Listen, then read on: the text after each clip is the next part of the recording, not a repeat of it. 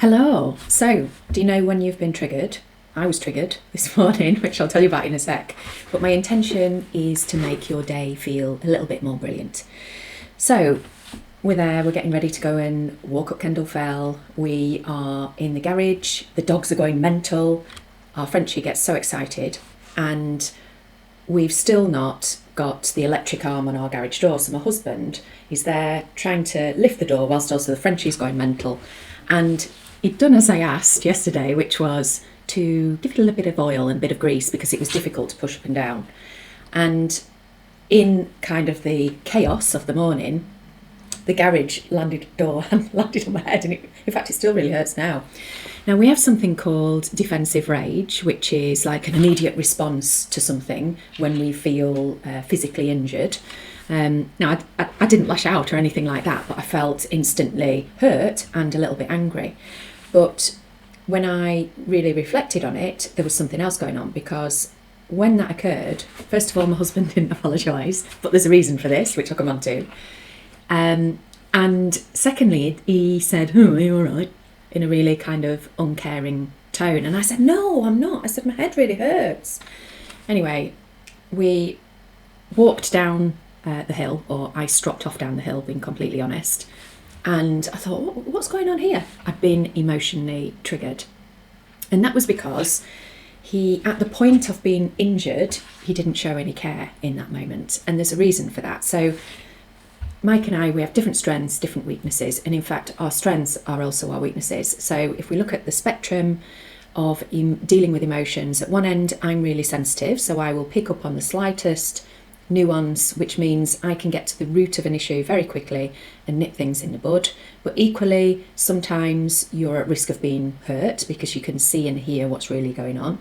And then at the other end of the spectrum, my husband is very much a very calm, very placid, very, I would say, emotionally stable person, but also he doesn't necessarily see or hear what's going on for a person. And often I will act like the jam in the sponge cake, if that makes sense. So I'll say, "Hey, that person needs a hug," or "Maybe you should send a text," or which I am perfectly comfortable in my role in our marriage, and happy to do that. And equally, I really appreciate his calm, level-headedness. So it's a relationship that works most of the time.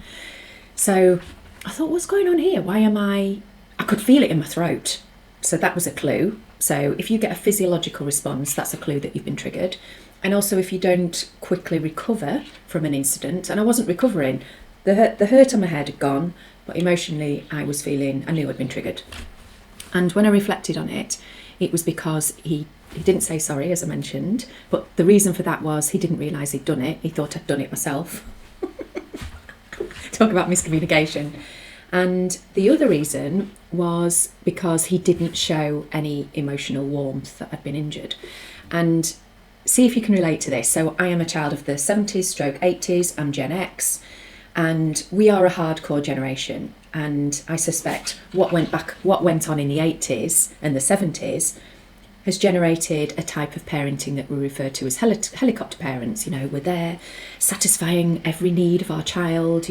Not only do we take care of their physical ills, but also their emotional ills.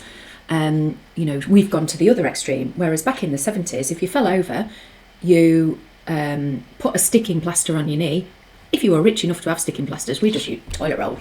You dusted yourself off and you moved off, and you didn't expect that love, care or attention from a parent. That just wasn't how it was in the 70s. If you think about it, we were out in the streets, we had so much freedom. So there's a lot of benefits, but also sometimes some disbenefits as well.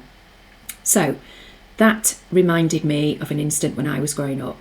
So how do we resolve that? So the immediate thing I did to resolve that situation with my husband was, one, say, "Hey, I felt hurt just then," and I explained.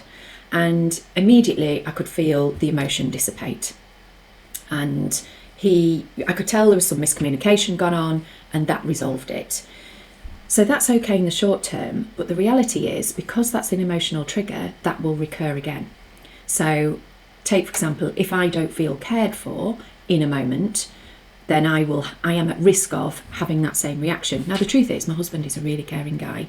He shows care in different ways. He takes care of us he makes sure that we're always financially safe.